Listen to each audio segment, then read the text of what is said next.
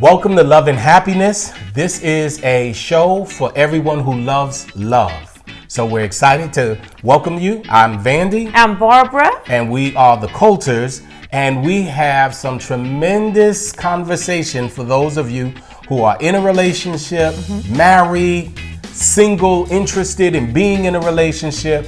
If you love love, you're going to love this show. Absolutely, absolutely. We're excited to share with you some of our experiences and what a lot of people are dealing with in the 21st century, this relationship thing. Yeah, all the challenges, yes. all the elements that make a relationship work and what makes a relationship hard to win. We're going to be sharing things and tools, tactics, techniques in our broadcast that's really going to help those of you watching who are frustrated, angry, resentful. Maybe you have a great relationship and you want it to be greater. Whatever it is, this show will give it to you. Definitely. So we're excited. What Love and Happiness does is it creates a happily ever after. We have a saying that no one gets their happily ever after. They have to create their happily ever after. That's so right. You're going to be getting information that's going to help you create your happily ever after. And one of the things that we are real big on is we are not talking fairy tale. No. We're not saying happily ever after as in you never have to have a problem. It's all rainbow and Skittles. What we're saying is after you have some intense moments of fellowship, as my wife likes AKA to say, arguments, disagreements. When you have those intense moments of fellowship, you will have a method to still be happy afterwards. And you know, disagreements and moments that are not always the most enjoyable in a relationship are common. So, you know, you'll enjoy this show because it's real relationship talk. That's what this whole ministry is about. Love and Happiness is a ministry that is really about real relationship talk because Christians and non-Christians alike deal with real problems. And if I can say, just on the subject, the topic of the Christian and the relationships, we know how to put on the hits. Yeah. We can act like everything is all fine. We can, the exterior could be all good to done up or whatever, but inside we're hurting, we're in pain. Right. So, because we don't want to admit that there's some challenges going on that we don't know how to resolve. Yeah. So I just think that this show is very important. Yeah, and when you look at that truth, it's almost like a lot of Christians feel obligated to put on that fake facade, as if having challenges in your relationship is somehow an indictment against God himself, where maybe God isn't who he said because your mate isn't who they said. Or your salvation is an indictment of are you really saved because you're having challenges? Absolutely not. It's far from the truth. Your theology has nothing to do with your practical relationship when it comes down to two different personalities. As a matter of fact, if you want to use your theology, the Bible says that in the beginning God created male and female, which means he made us completely different, which means that we're not always going to be on or with one accord. But then that's the beautiful part, because you know, a man can have his personality, his character, his demeanor, and the woman can be polar opposite. But if the two come together, they can be opposite. But that's the great thing about the relationship, because like you said, years ago. You don't want a person who has exactly your same personality, your exact same. You wouldn't even like you. No. If you met you would be like, I don't even like you. You know, it's like, but I'm you. It's like, well, I don't like myself like that. Somebody opposite. You know, it's the differences that I love about you, and that's what. You're to that point. Yes. Yeah. So this part of our show is so exciting because it's called Hot Topics. What's hot? What's hot? Yeah. So let's move on to that. All right. Well, what's hot? Okay. Well, what I'm finding in relationships today is most couples are so busy. They're so ready to get to the destination, and they don't enjoy the journey. Yeah. In this chaotic world we're living in, most couples, they just don't have time, or they don't choose to make time to create or to cultivate a relationship where they're putting each other first. Well, I'll take it a step further. What do you think about the possibility that many times we are misplacing our time? And we're actually putting our time in the wrong place where we can't find time for each other because we misplaced it in another vehicle that we thought was important. Right. And in many cases it is important. The difference is we lose sight of what the whole destination. Yes. We're focused on the destination to the point we lose sight of the day-to-day purpose of cultivating love and just smelling the roses and enjoying the relationship, you know, as it stands to be, you know, that type of thing. That's one of the things that is why my why for love and happiness is so important, and why I try to not misplace my time. I still have to reprioritize time all the time, but because those of you who are watching don't know, I was widowed back in '89. Suddenly, the day before my birthday, my first wife had died in a car accident, buying me gifts. And as a result of that, suddenly, and we had 8 years happy, all of that. And then now, you know, fast forward, now we're together almost 20 years.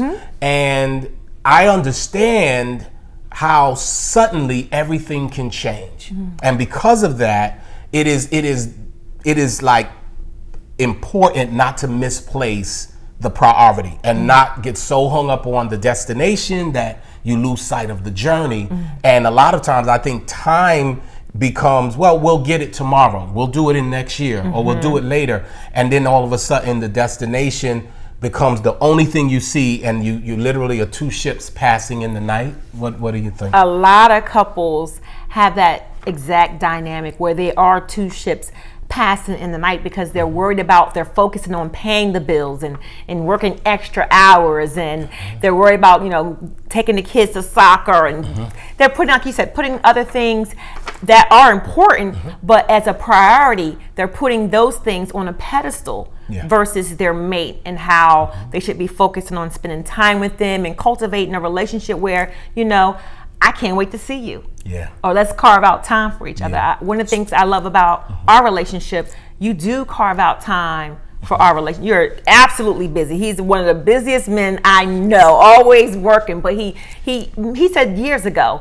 a man will find time. He'll make time for what's important. And he's always managed to make time in his busy schedule. Well, let's help some single folk, especially single ladies, because that's a male perspective, that oftentimes a young single individual will try to wonder, you know, he's not that into you, was a movie years ago, where they're trying to wonder, is he really into me? Well, you will always know, and this is a sure tell. It doesn't mean he's not going to take care of his responsibilities. It doesn't mean he's going to quit his job and just stare in your face all day and be like, how are you? You know, but a man, notice I'm saying a man. I'm talking a man who knows who he is and what's important. He will always make time for what's important. And if you are important, he will make time for you. Amen. So you have to pay attention to that if you're single. And they tell you all the right things. However, their time is testifying you're not the priority. The fruit. Yeah, because how you start is how you finish. And there ought to look like, yes, he's very busy, but yes, he will absolutely find a way to give you some quality over quantitative time that you can say, hey, we're together. That's good. So, yeah. That's good. Almost 20 years ago, you told me that. Yeah. You did tell me. And you are a man of your word. So because again, I know how precious it is to pay attention to the journey, because really it's all about the journey. It's really not in the destination. It's in the ups, the downs. It's in the moments that we are happy. It's in the moments that we are trying to find a better way to communicate. Those are the ingredients to the cake. It's not the frosting. Everyone sees the destination and they'll be like, wow, that looks great. Ooh, that's sweet. But it's everything in that cake that really makes it a good cake. You can have amazing frosting and a lousy cake. That's true. And if you really have the right journey, you'll have the real relationship, and you won't just have something that looks the part. Meanwhile, you come in the house, you sleep in separate beds, you're in separate lives, and you don't even know what's in each other's lives financially or anything. So it's really about making sure the journey. Want your relationship to go from bad to good to great, or great to greater? Get our Finding Each Other's Frequency Relationship Masterclass. Our online course covers secrets to creating your happily ever after, with proven tools, tactics, techniques that'll make your relationship better within 30 days. After over 20 years of counsel and relationship coaching, Doctors Vandy and Colter have put together the keys to improve communication, intimacy, alleviate resentment, anger, and most importantly, win. You can do our online 3-step course in the privacy of your own home or on your smart device with that special someone and become an unofficial relationship expert. You deserve to be happy, so you owe it to yourself, your mate, your children, and your relationship. Log on to loveandhappiness.tv today for more information. Remember, no one gets their happily ever after. They create their happily ever after. Create yours today. I think oftentimes the journey kind of brings different things, maybe painful moments. I remember, 15 years ago or so, 13 years ago, when we were in our journey, financially, things were not where we wanted it to be. So sometimes people will want to hurry up to get where they're going to go because the journey brings sometimes pain. They're not happy at their situation because it could be the finances that making a relationship not feel good at the time, or it could make anything not feel so good. And it really was during that rocky road, because we had this amazing strategy when we first got married. It was good. It was a mighty move of God and it took God to get us through, because when my wife had her own business and I had my own business, and we got together and we went through our premarital counseling, and we did everything as according to the order of God across the board.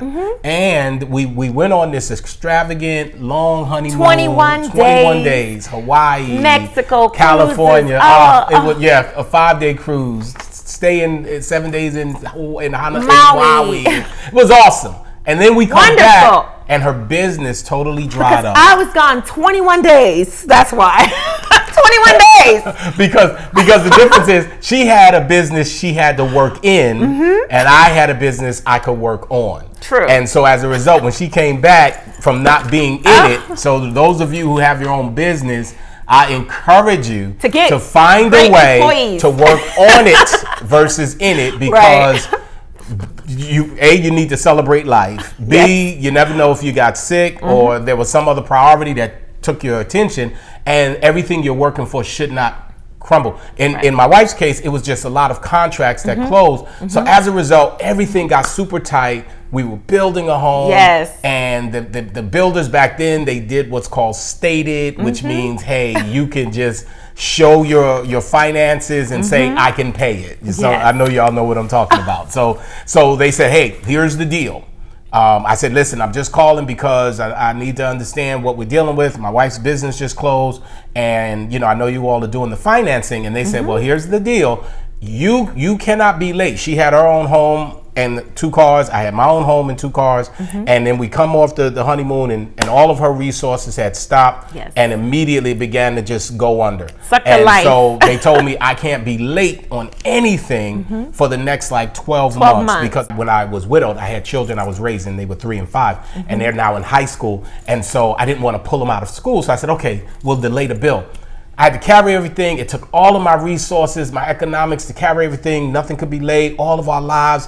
And then after that, we got in the new home, and we were actually house poor. Right. So we went into the house poor. We had 3 mortgages that he was carrying. Yeah. I had 2 cars. You had 2 cars. And it was every bill and credit card that everyone normally has, I had to hold it all up. And by the grace of God, I had enough resources and savings and you know, to do that. But by the time we got there, it was we went from promise to famine in the promise. And so that as a journey result, was so tight. The point that this is where this is going is we had to all of a sudden enjoy day to day while we were struggling. Yes. You know, and to do this, that takes a deliberate focus and some specific tools and tactics and techniques. We call them TTTs. Yes. And throughout the Love and Happiness show, we're going to give you a lot of TTTs, which are tools, tactics, and techniques for you to help create your happily ever after whatever you're dealing with. That's it. And so that being the case, one of the tactics that I had employed is when I saw my wife getting very, very upset and, you know, depressed. Women don't do broke well. We don't do broke well. They don't. Absolutely not. Every woman watching, I promise you, just said amen, especially if their man was next to them. They looked at them like, amen, I don't do broke well. So as a result, I had to make sure that I knew we would come out. I knew God would bring us out. But I did not want us to come out, but our hearts and our relationship died in the wilderness. Right. And a lot of relationships, they tend to focus so much on what's squeezing them that they don't realize that they're also losing their intimacy, their passion, connection, everything. Everything. It dies. Even the friendship. Right there. Oh God, it's out the window because you're stressed. You don't want to be intimate. You don't want to make love. You don't want to date because you're in a tight spot. You feel like I'm suffocating, and that just weighs on people's spirits. So I thank God that you had the maturity in Christ that you could help me navigate myself out of my dark spot. Because again, it's when you know how to keep the main thing the main thing, right? And little I'll call it a shameless plug. You know, we have a course that you can access through our website, loveandhappiness.tv, and it's called Finding Each Other's Frequency. And that particular course, it teaches you how to keep the main thing, along with so many other things, make you an unofficial relationship expert, where you'll be able to at least understand how to navigate a lot of sensitive elements in your relationship. Well, it's because of being a Christian counselor, being certified, and, you know, not to boast or anything, you know, presidential status with the American Association of Christian Counselors, but being there and counseling for all those years, and then getting with my beautiful bride, I understood there were certain things we need to do. It was like a doctor or a nurse who all of a sudden hit triage. They know exactly what to do. Right. And to my wife's credit, she trusted me enough that when I said to her, look, we're going to come out of this, because it was bleak as it gets. You ever been in a movie where, you know, if your life looks like this movie, you're going to feel this, where everything looks dark.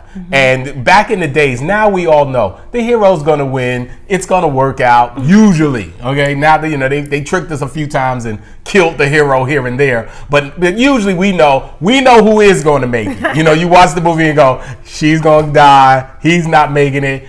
I know this one is going to make it. Okay. Well, I knew we were coming out, but to my wife's credit, it didn't look like we was coming out. It looked medieval. when it was like famine, where is the water? There is no manna today. It is just our faith. We talk about the just living by faith. Yes. I'm going back now, you know, but it was living by faith, for real. It was. And so I would share with her some of the same things I would share with other individuals in relationship to say, hey, this is what you need to do. And to my wife's credit, she trusted me because there was really no point of reference for where we were. No. You know, that was really just, wasn't. it was like doing the right thing to get the right result. And we did the right thing, which was we held tight. We said, okay, we're gonna make it. So we would do $10 dates. We did. Yes. Where we would just say, okay, so now our budget is $10, and you know, I'm going back obviously when for a long time. $10 can do something. You going to anywhere $10 now, you probably, you know. So you may call it a $25. But we were creative. Yes. Because sometimes we would just make sandwiches and we would go to the beach. But it's still in the $10 budget. It was, yes, it was. Because you have to buy the meat, the bread. bologna, no, I don't know, whatever we made, or a couple of chicken wings. You know, you fried up some wings or whatever we did.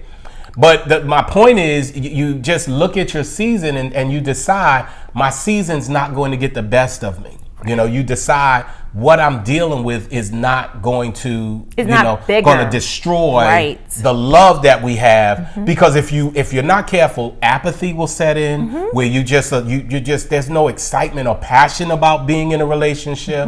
Or resentment. Oh God, that's big. When women get resentful, it's usually because they're saying, I didn't sign up to be broke. Right. You know, I didn't hook up with you to be in this. You know, and some of you watching understand that where you're in a relationship right now, and it's just not looking like what you signed up for. When you said yes, you didn't say yes to this part. Right. And that is a very difficult place to be when you know, hey, we're in something right now that this isn't supposed to look like this. This isn't supposed to be like this. So what do you do when what you're seeing is not what you know should be the case? That's good. You have to decide within yourself that, you know what, I'm going to keep the main thing, and work backwards from that. So for us, the main thing was, from the very beginning when we got together, I would say, hey, when we're like 100, we have to still be in love. Holding and hands. I still want to be that couple, even if we were billionaires that are going to a Dunkin' Donut. I don't even like Dunkin' Donuts. No offense, Dunkin' Donuts. I like Krispy Kremes. But all I'm saying is I would see old people getting out, walking in. No with offense, a cup of no coffee, offense, seniors who are very old. Not all of them are doing it, but it was so sweet. We would see holding a very old 75 years old, holding hands, probably holding each other up, walking to Dunkin' Donuts, and we'd be like, oh, that's great. It's going to be us one day. Yeah, we want to be that couple that survived not just the test of time, but the test of love, that our love stood through all of those seasons. So I had that instilled early on, that we had a vision. Another thing in our course, shameless plug, that we teach you how to have not just a vision you articulate, but a vision you can execute through tough times. And we had a vision, and the vision was, hey, we got to be happy, you know. So we got to hold on to each other in the dark when it was dark, you know. And you know, boy, it's just like an infomercial. In our book, Love and Happiness: The Secrets to Creating Winning Relationships, there's a chapter called Don't Die in the Dark, because that was the season we were in. So that was an easy write. That just flowed. I wrote that chapter, and it was just, it hurt.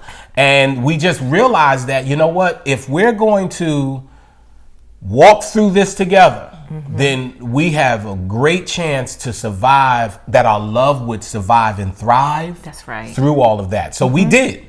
And my wife held on, and it was not easy. That was, you know, probably had like 15 deliverance services a month. Maybe 20. That I would be like, you know. Because this girl was independent. Yeah. When she met you, she had her own house built from the ground. She had 2 vehicles. She had no kids. She did. She had her own business. Yes. So she did. So my point is, when relationships hit a point where, you know, financially things are not right. Not just that, psychologically, I was depressed because my business had shut down. Yeah. But, you know, you helped me navigate out of that. And I just think that, you know, it's about the journey, loving each other through the journey. And it's the lessons we learn. The lessons in the journey. we learn, Because one of the things that I had discovered from the journey was, you know how in the Bible there's a story about Achan, who had put something under the tent that belonged to God.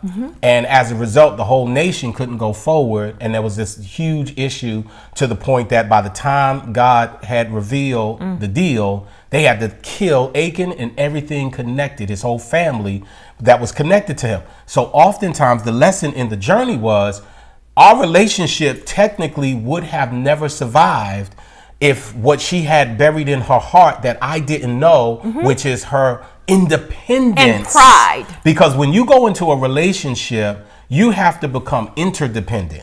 There's a difference. When you're independent, I don't need nobody. I don't need no man. I don't need no woman. That's independence in its highest form. But when you're in a quality relationship, you must become interdependent, which is I can do it on my own, but I can do it with you as well. Yes. And I prefer to do it with you, but make no mistake, I can do it without you. So interdependency is a key if you really want to become one. If you got two holes over there that are refusing to come together and be interdependent and lean on each other as they lean on the Lord, you are going to have a relationship with a lot of wedges and a lot of schisms. And my wife did not realize that because she had accomplished so much, she had already decided I am independent. And I didn't know that because if you speak to her, you'd never get that sense because it was never an ego thing. It just was a reality. Her whole life she was independent.